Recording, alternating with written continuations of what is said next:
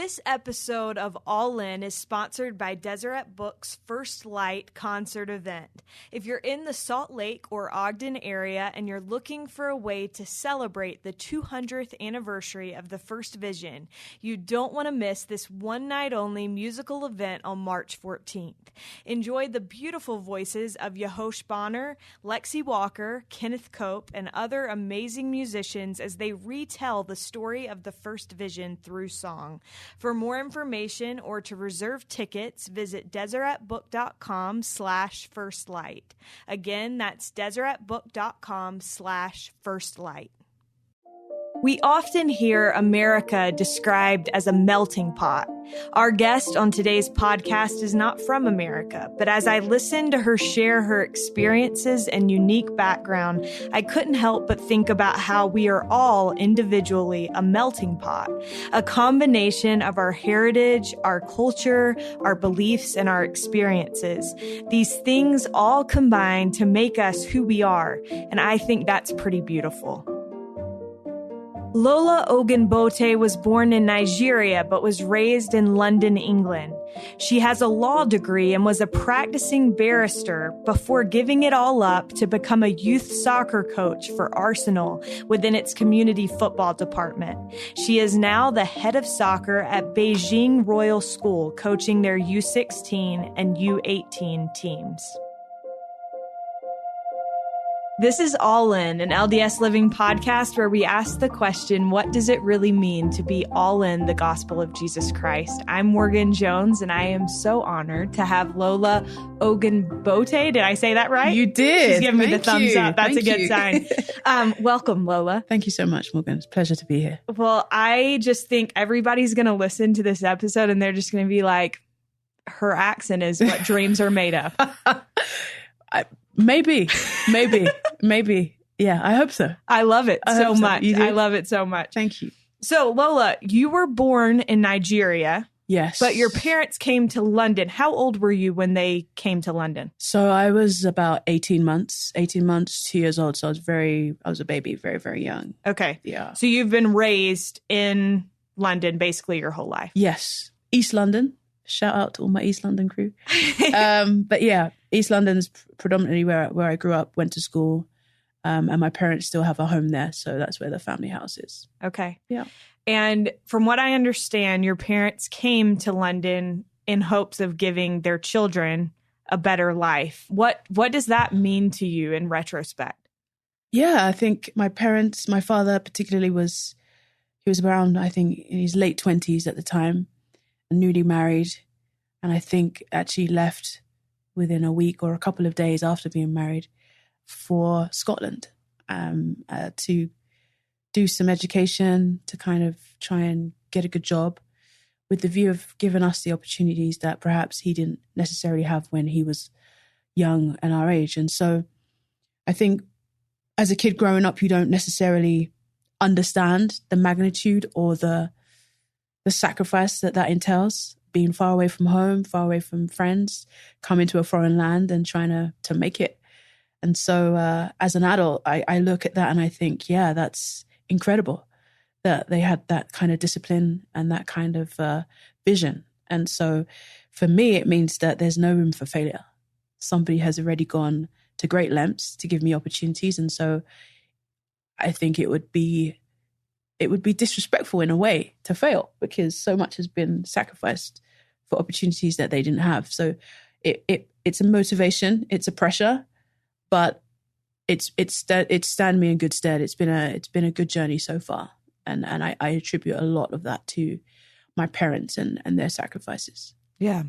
We're going to talk a little bit about the journey that you've taken in terms of your career. Sure. I noticed in some of the interviews and things that I watched that it seems like your parents have driven a lot of choices that you made. And that makes a lot of sense, because it's like they sacrifice so much to give you opportunity. Yeah. Yeah. And, when you, as a parent, I'm not a parent, but I can imagine as a parent, every parent wants the best for their child. And so as much as they're able to, they're going to try and put you just in the best kind of situation where you can develop and grow, right. and become, I think one of the things that my father always used to say is, I just want you to have it better than what I did. I want to give you what I didn't have. And naturally, I have a lot. I feel like I've been blessed with a lot. And when the time, and should the time come, I want to do the same. I want to give my kids even more than what I had, if that's even possible. And so it's a mindset, it's a mentality, and it's something that I'm eternally grateful for. I can't even put it into words, like how much what they have done has helped me be who I am today. Yeah. What do you understand about the way that your parents were raised in Nigeria? Nigeria is, for those that don't know, it's located in the west of Africa. It's a vibrant, colorful, loud, sunshine, chaotic place. And they grew up, my parents, my mother grew up in the southern part of Nigeria, and my father grew up in the north. My paternal grandmother is a practicing Muslim, and my paternal grandfather is Christian. So my dad was able to kind of have the best of both experiences growing up. Nigeria is a very pious and religious place. It's a place that you can have a conversation about God. I think there's probably, more churches per square mile than there are Starbucks in New York, They're just everywhere. So it's a place of people who understand what it means to know God. And I think in places where you sometimes don't have a lot, you often find that those are the places that are more receptive to religion, more open to understanding that there's a higher power, that there's something bigger than them. And so Nigeria is very much like that. It's very family orientated. We love music. We love food. It's a great place. I love it. I try and visit as often as possible, at least, once a year. And I was just recently there in last June. And it was a great trip. So yeah, it's a phenomenal place. And that kind of, big personality, big style, love and laughter is very much part of the culture and was very much part of my childhood. My parents brought that into the way that I was raised as well. So yeah. I love listening to you talk about that, just because I think it's cool that even though you didn't grow up in Nigeria, it's clear that that's so much a part of who you are and you're proud of it. Yes.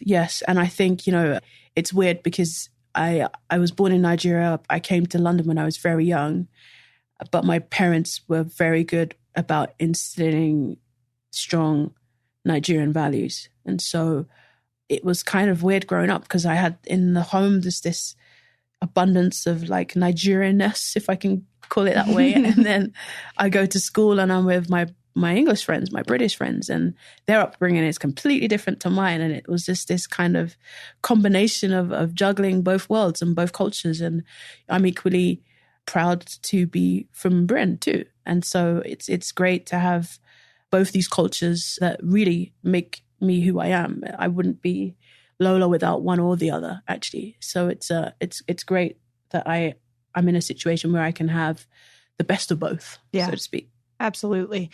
I want to talk about another part, obviously, of who you are, which is a member of this church. When did your family come in contact with the gospel of Jesus Christ? So I think, as I mentioned, my father came over to the United Kingdom to pursue studies, and then came to London and was working and met the missionaries, took the discussion and was baptized. My mother at the time was still in Nigeria. I think she, if I remember correctly, was able to attend the Church of Jesus Christ of Latter-day Saints in Nigeria. They had a branch there at the time. And she was able to kind of, get familiar with the church. And they joined. Older sister was around 4 or 5 at the time. They were sealed in the London Temple. And then I came along. So they had a very positive experience. I think it was probably, I want to say, early 80s, mid 80s. So they have been in the church for a while. And they'll tell you that it's probably been one of the best decisions that they've made so far. What does the gospel mean to you and your family? Like, how has it shaped who you have become? That's a great question. we're talking about cultures, we're talking about being from different places. I think in addition to being Nigerian, in addition to being British, I'm also a member of this church. And so there's like these three cultures that I'm kind of balancing. And like many people, you know, I was born into the church. I grew up. I spent most of my life, or all of my life, in church. It's not always been a smooth sailing journey. I've had to question and discover and find out for myself if this is something that I want to do. I think when your parents are key and instrumental in your gospel journey, it's easy to kind of lean on them and not know for yourself. It's kind of, yeah, mum and dad go to church, we go to church is an expectation. But being in London and just the way that the culture is over there, you're stretched, you're pushed, you're exposed to different ideas, schools of thoughts. And so naturally you have to ask yourself, like, is this really for me? Is this what I want to do? And it's interesting that, you know, this is a all-in conversation, but that is literally my personality. I'm either all in or all out, which can be a good thing and a bad thing, depending on the context. But I've come to the decision that this is where I want to be. This is the lifestyle that I think best suits who I am. I've tried other lifestyles and they've been temporarily fun and rewarding, but not joyous. I think there's a difference between being happy and having joy. And I think that this church just brings me that level, another level of joy. And it's taken me a while to get there, but now that I'm here, I know that it's where I want to be. I'm here to stay. Obviously, you know, you never know what life can bring, but I'm quietly confident that this is it for me. And so, yeah, that's what it means. It means that I'm committed, I'm in, and I'm just trying to be a good person. And I feel like this is a good vehicle to encourage me to do that. Yeah. I want to touch on something that you just said really quickly before we move on, and that is the difference between temporary happiness and joy. What do you think is the difference between those two things? I think happiness is. I think we've heard it. We've heard it put before: good, better, best. Yeah. And I think happy can be in the good, better phase, but joy is in the best phase. And I think joy is just another level of happiness, a deeper level, a more fulfilling level. I would probably add a more spiritual level as well to some degree. It's all encompassing. It's bliss. And I think happiness can sometimes be temporary. It can be dependent on the circumstances. It can change. Whereas I think joy is an inward, deep assurance that things are the way they are, and it works from the inside out. Whereas happiness maybe arguably could be the reverse. I don't know. But I just feel like joy is just on another level. And that's what I'm trying to achieve, is to get to be joyful, just to have that kind of assurance that I'm in the right place, and this is what brings me joy rather than a fleeting moment. This is what's going to be good for the rest of my life. Yeah. I think that is spot on. So cool. So Lola, where do you live now? Because I tried to figure it out. I'm going to be honest. I was like, okay, at one point she was here. Yeah. Then she was in China. Are you still where are you at? Right. So I actually live in China right now, and I live in Beijing, which is the capital. I've lived all over, but currently I'm working and living in China. Okay. Yeah. And how do you like that? China's wild. It's a crazy experience, but it's great. I don't know that I had much of an idea about what China was like other than what you see on the news, but I've been pleasantly surprised. The people are warm, they're friendly, they're open-minded, accommodating. Of course, it's runs differently government-wise to a lot of other places, and that has its pros and cons. As an expat, I feel safe. I feel like I have a great lifestyle, a great network of friends in and outside of the church. You know, it's, there's a cheesecake factory in Beijing. What more do you need? Well, I mean, that's life. Like, you've got cheesecake factory, you're done. So it's great. I mean, I get to climb the Great Wall of China randomly, like if I wanted to. It's huge. China is a huge place, and so many different provinces and so many different cultures. But I've very much enjoyed my time there. I've been there for about 2.5 years, and it's been a great experience so far. That's awesome. Yeah. So I'm curious, as someone who's lived in different parts of the world, traveled a lot, what do you think? I would like to be able to give listeners who maybe haven't traveled as much or lived in different places an idea of how being a member of the church internationally may be different than being a member of the church in the United States. I think I'll speak about my most recent experience, which is China. Because of the restrictions and the government's preferences, we are unable to meet with the Chinese nationals. And so the laws require us to meet separately. So expats meet separately. Right. And we are unable to proselyte. We're unable to share the gospel with Chinese nationals, which is so opposite to our message and how we operate. So every Sunday we have a statement that's read out by whoever's conducting the meeting to remind us about the agreement that we have with the government. In order for us to establish good relationships, we agree that we will not active or passively proselyte to the Chinese nationals. And we sometimes have people come in and make sure that we're running things in the way that we have agreed. So that's different, very different to anywhere else that I've worshipped before. Right. The other side is, I think when you are abroad, I think the church works exceptionally well in the sense that your branch becomes your family. So we have branches in Beijing. We have 3 branches in Beijing. And the people in that branch are absolutely my family. I depend on them for everything. Sundays have taken on a new dimension for me. I think being in London, I took it for granted. It was like, yep, that's Sunday. It's great. Next.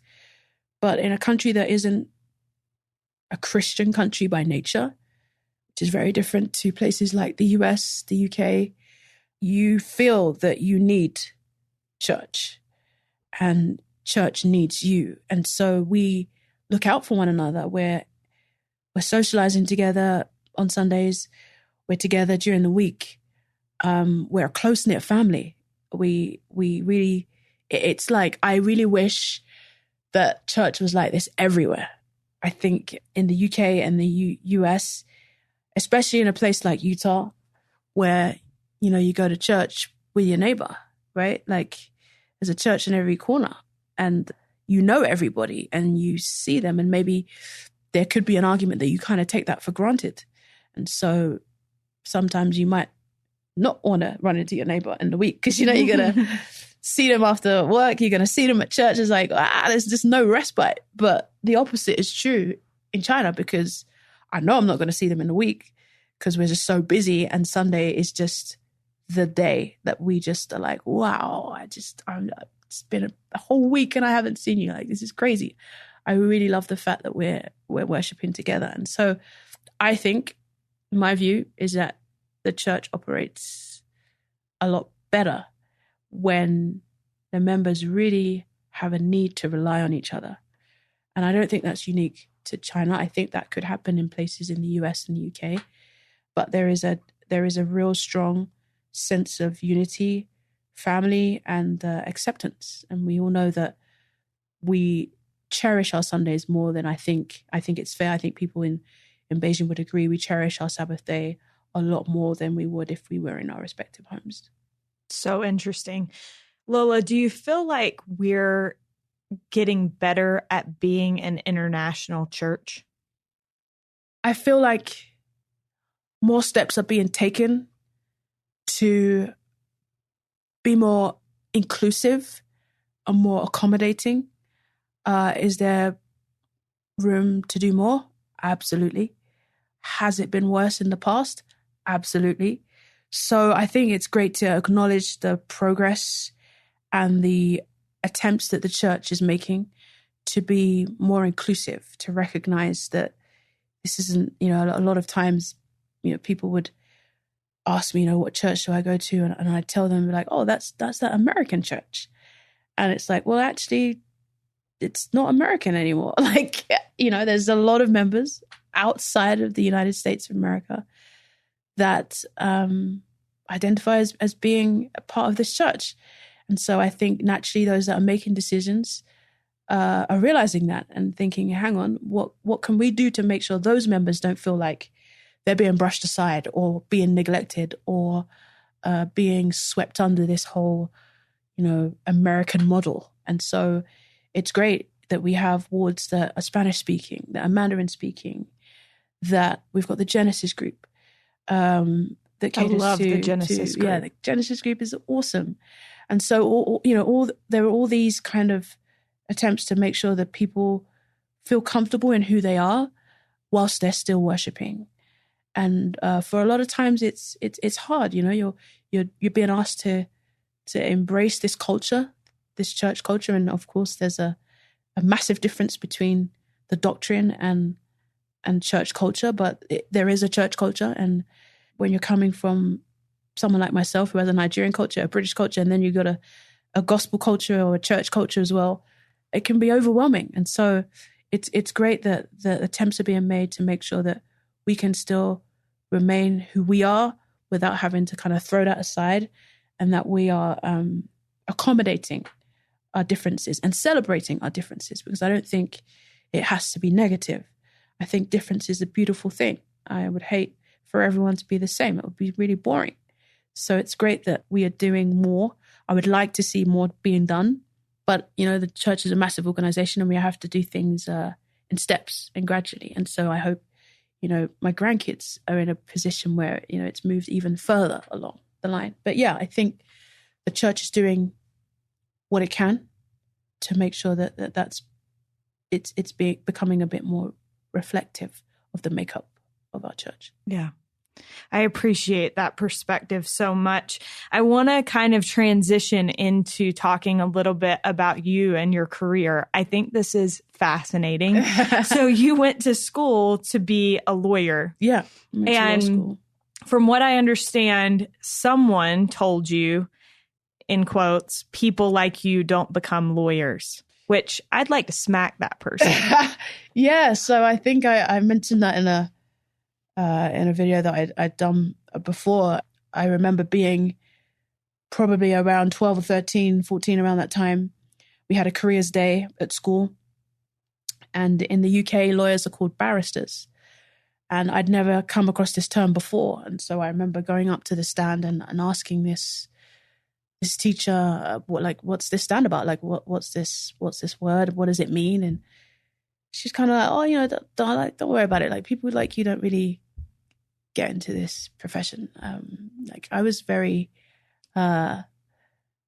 athletic. I love to sing.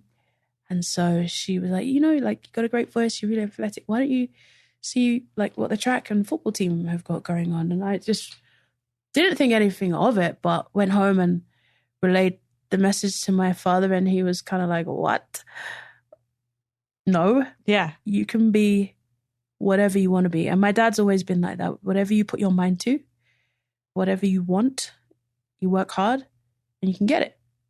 And I think, that was probably the only reason why I became a lawyer, is because somebody told me I couldn't, which is kind of not the best reason. No, but do you know what's so funny? My dad is a lawyer, and he had a teacher in high school that made some comment to him that he couldn't. Wow. And then that was his motivation. So there must be something. There's something. Yeah, there's something to that. Yeah. So I took that and I was like, okay, well, somebody's telling me that I can't. I'm going to show them that I can. And I did. I went to law school. I did undergrad, did my postgrad, and qualified and began lawyering, so to speak. So yeah, I did that for a while. And I've always loved football, though, football or soccer for our American friends. I think it's more fun to call it football. Really? People be like, wait, she plays football? Yeah, I've always loved it. Neither of my parents play soccer or football. None of my siblings do. So I really don't know where this love or talent came from. But from a young age, I found that this was my calling and I wanted to pursue it.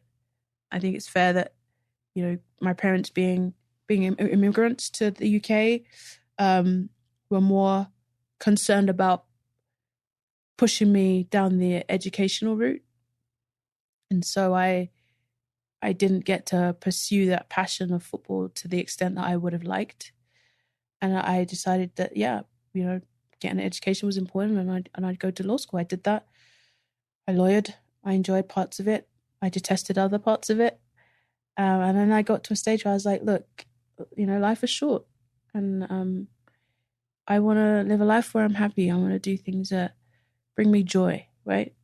Instead of a fleeting moment. And so I quit my job and didn't have anything to go to. And then I saw an ad the same week recruiting for people that had never been coached on how to be coaches, which is very unique. So they were looking for people that had no coaching experience so they could coach them on coaching. It was with Arsenal Football Club. For those people who follow football, they're a very big Premier League group in England. And is actually the team that I grew up supporting. So it was awesome. And yeah, I trained with them for a year. They coached me on how to become a coach. And then I went off and coached on their behalf in Australia, Mozambique, Zimbabwe, South Africa, and London.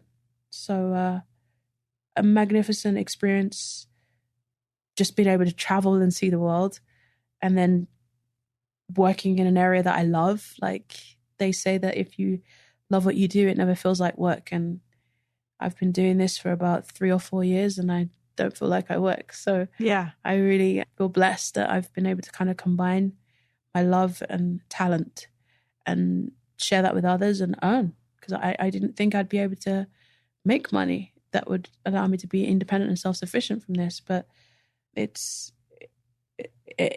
happened and a way's been provided, and I feel very blessed that I'm in a situation where I can be self-sufficient on doing something that I love. Yeah. Huge blessing. I want to come back to that, but first I want to backtrack a little bit. Sure. In regard to this comment that the person made to you. I just am curious, having lived in a lot of different places, have you experienced racism in the church? Have I experienced racism in the church? I think, without going too deep, racism in itself is we got to figure out what our definition of racism is first. I think a lot of people are ignorant. I think a lot of people have prejudices. We all have prejudices. A lot of people can be discriminatory, and some are racist. I think I've experienced all of the above during my journey in this church. Some of it has just been ignorance and just not knowing and not being exposed to other cultures and other people. And so people come out with like what I would call just dumb comments. Other people genuinely have a problem with the color of my skin. And that hasn't been, luckily it hasn't been a major factor, but I have been in church situations where people have expressed that they would rather I not be there because of what I look like. And that's hard. It's hard to talk about. It's hard to say because I don't want to paint the church or anyone in a bad light, but that's the point I was making before. The doctrine, the culture, and the people, they were very, very independent of each other. And, I think I heard it once that, God has to work with imperfect people. It must be very frustrating. And we have to be tolerant towards one another, and we have to show love. And sometimes we have to show love to people that don't love us. And that's been a hard lesson to learn. But, I've not let it destroy me completely. There's been periods where it's been harder than others, and it's caused me to question whether I even want to be part of this. But I think the overarching solution or idea or thoughts is that Jesus loves me. God loves me. He created me specifically in the way that I am. And I've come to learn to love that. It's taken me a long time. It's taken me a long time to embrace that. It's taken me a long time to be true to who I am and comfortable in my own skin. And I think as we talk about this, I've got to contextualize it in the sense that, outside of the church, just in society in general, there's problems with race. Whether you see it or not, whether you accept it or not, there is a problem. There's a problem and a struggle. We've seen it in the UK, we've seen it in the United States. And so for me as a Black woman, I want to come to church and escape that. And so it destroys me when the place that I'm seeking refuge, I'm getting the same treatment that I'm trying to escape outside. Right? And so it's not necessarily the church, it's the people. And so that's where I then have to step back, analyze and say, wait, well, that's just an individual's perspective. Am I going to let that detract from my journey with Christ, my walk with Christ, my walk with God, the God that made me in his image? No. And I say it now in a place where I'm comfortable, but it's been a battle. And I know there's a lot of people that are still battling with it, that they don't feel like there's a place for them, or they don't feel like they're fully accepted. And I think to them, I would say, I hear you. I understand. Yeah. But seek your acceptance from God first. Seek your acceptance from Jesus. And then shelf the rest. Because we can't solve it all. And I don't think it will get solved. I think sometimes you just have to, unfortunately, compartmentalize and say, I don't know why people treat me this way. I don't know why people want to focus on why we're different rather than what makes us similar. But that's just got to be their problem. And you've got to not deny yourself the opportunity to walk with Christ because of small-minded and ignorant people and racist people. Yeah. I have to tell you, as I'm listening to you talk about this, I'm like looking at you and I'm like, okay, she's articulate. She's beautiful. I just think like, of course. And I'm like, there's like tears coming out of my eyes, but I'm like, of course there's a place for you in the church. Like there's a place for everyone in the church, but I'm like, of course, like somebody that is as lovely as you are, there is a place. And so it's frustrating to me to hear that. But I also love that you touched on the idea that these are all individuals. And I think that if we could internalize as a people that each of us are individuals that have a role to play in making people feel accepted and feel loved, and that there is a place for them, if we just can recognize that, like, despite the fact that we are just one person makes a big difference in that regard. Yeah, I think everybody, black, white, brown, yellow, whatever, everybody has a role to play. Everybody has been uniquely created to contribute. I don't think, and I don't purport to know the mind of God, but I don't imagine that God wanted everyone just to be the same. No, yeah. I think that in his wisdom and love, he gave us things that make us unique. He loves us equally. He loves you, he loves me, he loves all of his children. Because he loves us, there's a place for us. There has to be. I just don't believe that God is a being exclusive. He's a God of inclusivity. He Absolutely. wants us to be together. And I wish more people would step back and ask themselves, okay, what am I doing to include my neighbor? And I'm not just saying that just in the event that your neighbor is black or a different color, but just your neighbor. Like, What are you doing to include them? What have you done to step outside of your comfort zone to make sure that they're comfortable? What are you doing to get to know them better? What are you doing to make a genuine connection with them? And especially, particularly when we talk about race, I think some people find it's an uncomfortable conversation. People don't know what to say, but like, I don't want to offend. And we're now in a society where, you say the wrong thing and it's over. Like, you're losing your job, or a lawsuit's going to be filed against you. So people just avoid it altogether because they don't want to put their foot wrong. Right. But I think that also can be dangerous. We need to be loving and be able to say, hey, I don't know anything about Nigeria, but I know you're Nigerian. Tell me about it. What's your country like? Like, what's it like? I've never been. And people are open to talking about things that are close to them. Your hair's different. Tell me about your hair. Like, how do you get it done? Like, what's the process? Don't touch it though. That's key. That's rule key. Of thumb number one. Don't be putting look your but hands. don't touch. Yeah, look but don't touch. But it's curiosity because you're different, and so be open to asking. And I also think in the same way that I'm giving that caution is to people that are being asked to not be quick to be offended. And I used to be that way.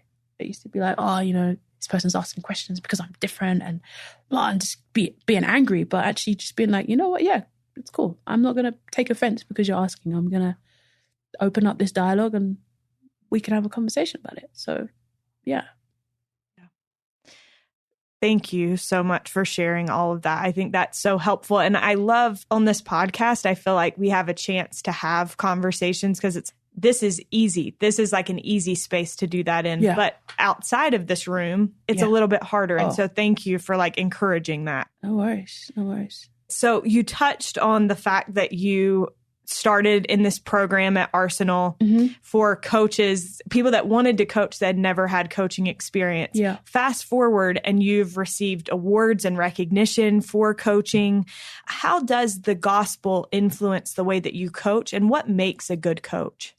Yeah, interesting. I think the gospel of Jesus Christ encourages me to be a good person, to love my fellow brothers and sisters. And so I feel like I'm quite a easygoing, friendly person.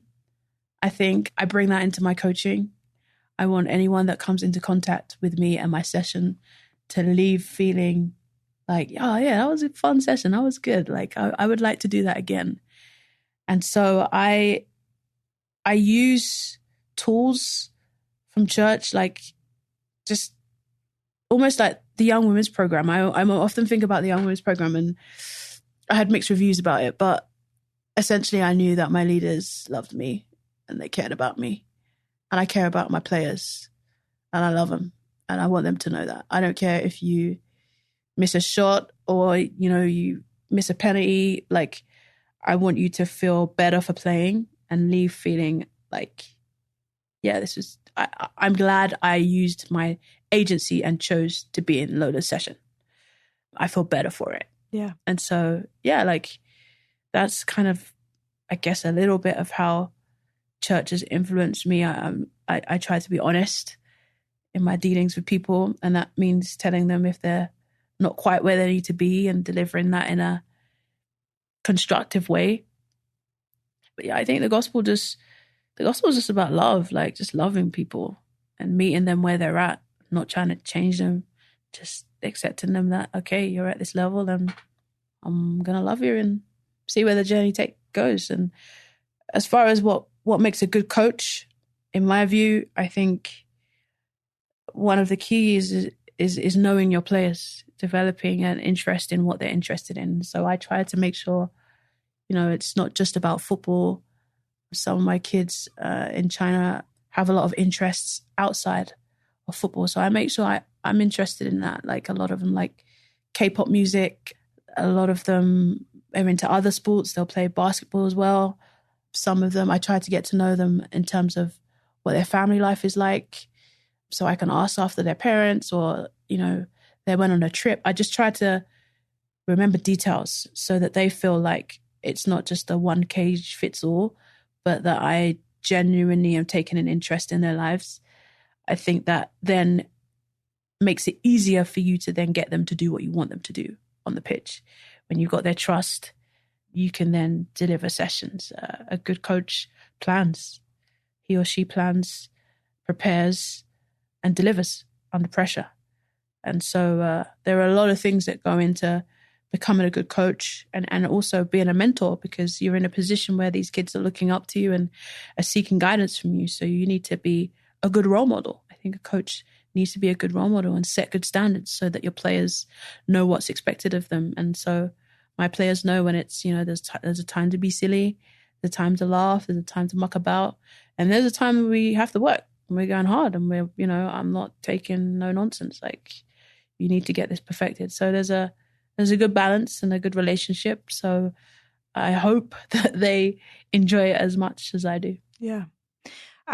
One of my very best friends is a basketball coach. And a couple years ago, we were talking about coaching, and she was telling me that her strategy for coaching that season had changed. And she was like, I decided that instead of being so focused on basketball, I decided that my goal was for each of them to walk away from the season knowing that they were loved. Yeah. And that season they won the state championship. And I was like, it's so cool to see what happens when you shift that focus. Lola, as we've talked about your unique journey, so barrister gives it up to become a youth soccer coach, which is so cool. What have you learned about unique paths in life and how God has a plan and loves each one of us? I think, just as we were touching on before, everyone's different, and God has, in his wisdom, created us uniquely. I think I spent a lot of time worrying about whether the choices I was making was what God wanted for my life. And am I where he anticipates me to be right now? Is this journey what he had in mind when he created me? And I always used to feel like I was falling short and maybe not measuring up to the standard that God had and the standard I have for myself. And I've come to realize that, God just wants his children to be happy. You've got to be, making decisions, and you've got to be living by the principles and the guidelines that he has set out. But essentially, like every parent, you just want the best for your child. And so I think our paths are different because we're different, but I think they're the same in that the goal is to enjoy the journey, right? The journey of life, to do the best we can, to be the best version or become the best version of ourselves that we can, and make choices. And they're going to be good, bad, ugly, but those choices are going to refine us and make us who we are. And so, our journeys are unique, but at the same time, they're very much similar because we're all just trying to kind of get back to where we started. And how we do that comes in different nuances and different ways. But essentially, I don't think God wants us to be unhappy on that journey. I think he wants the very best for us. And we have the gift of agency to choose what that best looks like. So I advise people that are kind of floating and worrying about where they are just to kind of take time to be in the moment and enjoy what they're doing right now. And if you don't enjoy it, to have the courage, if your circumstances allow you, to change it. Because I know a lot of people are in unhappy situations and circumstances are different. That mean you can't always quit your job and become a soccer coach, but you are able to make changes in your life that can make it better for you. So consider what those changes are, consider how they need to be made, and make them, and you'll be better off for it. Thank you. Well, Lola, I could listen to you talk all day long, and it's not just because of your accent. I'm like, she is so smart, #goals. Thank you. But before we wrap up, what does it mean to you to be all in the gospel of Jesus Christ? I think as we've been talking today, to be all in is like this. I often speak to people who have had unfulfilled promises, who are detached or maybe distant from the church for various reasons. I think of examples like maybe, not being married or not having kids, or having kids that aren't the way that you anticipated, or being lonely, or having depression or anxiety or whatever that looks like. And I'm not for 1 second suggesting that that's an easy thing to deal with, but when we committed irrespective of our circumstances. We committed to be in this irrespective of whether you will be married or have a baby or be of sound mind. I think we made a commitment to just do this. And for me personally, and I'm not suggesting it's the same for everybody, when I say I'm all in despite my membership of the church is not conditional on what I'm going to receive. My membership in the church is just that I'm in, and whether I get things or not, I'm indifferent. I've made a commitment to God that this is the path I'm going to follow, and I'm in it, and I'm going to do that irrespective of what happens in my life. And I hope that is something that continues. But at this present day, that's what it means for me to be all in, is that I'm following this path irrespective of where I end up, irrespective of how I feel, irrespective of the challenges that come, and they will come. But I've pledged that this is the path that I'm going to stay on, and I'm going to do everything within my power to stay on it and surround myself with people who can help me on my journey, people that will listen to me when I'm upset, angry, disappointed, on cloud 9, ecstatic, just surround myself with those people that are going to keep me in good shape. And I think if that can be the focus, then I think I'll be okay. But that's it. That's what it means for me. Perfect. Thank you so much, Lola. You're very welcome. It was a pleasure to be here. Thank you, Morgan. Following our podcast recording, I got a message from Lola asking if she could add something to her all-in answer. I absolutely love what she had to say, and I think you will too. I also think when we talk about being all in, I was discussing something on a separate topic with a friend, but the line that really hit me in our conversation was, I choose you. I think that's the same when we say we're all in. We say to God that I choose you. I choose you when things are going well. I choose you when things are hard. I choose you when I'm confused. I choose you when I'm hurt. I choose you when I'm disappointed. I choose you when I'm celebrating. I choose you when I'm blessed or I feel blessed. I choose you when I feel joy. I choose you when life is going my way. And it's a beautiful affirmation. It's a beautiful strength. It's a beautiful way to use our agency to say to God, I'm in this with you, irrespective of what happens. And that's a mindset that I've been trying to adopt, and it's not been easy, but I really feel that when we say we're all in, we say to God that we choose him, and we choose him because obviously he chose us first. A huge thank you to Lola Ogunbote for taking time out of her American vacation to join us on this week's episode of All In. We are so grateful to Derek Campbell of Mix at 6 Studios for his work on this episode, and to you for listening. We love you and hope you have a wonderful week.